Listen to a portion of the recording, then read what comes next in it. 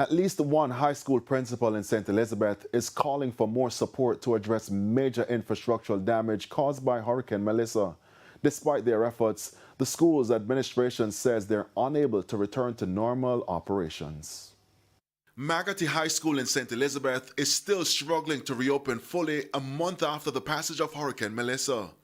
Out of more than 1,400 enrolled students, only 100 can attend classes on campus. We are trying to rise to the occasion to provide support, especially for our students that will be sitting external exam. But I'm extremely concerned about the slow pace at which certain things are going, because the other children are out in the communities, and I'm concerned about the learning loss and just them dealing with the trauma of the impact of the hurricane.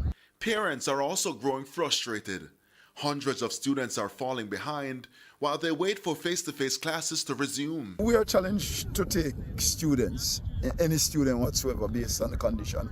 However, we are compelled to take in our grade 11 students, and so currently we have over 100 grade 11 and 6th form students at school on a daily basis preparing for the exams.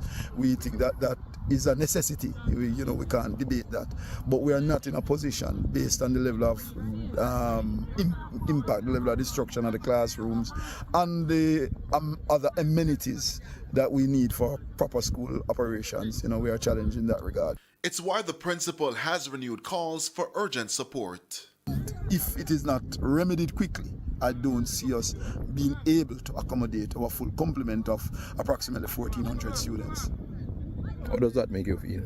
I am concerned, very, very concerned. I'm saddened. I really want the school to work as hard as possible, and all the other agencies and communities, organizations to come together so that we can help these children, because they just to think about some of the implications, it's too deleterious for me even to go further with. But I'm really concerned about the situation.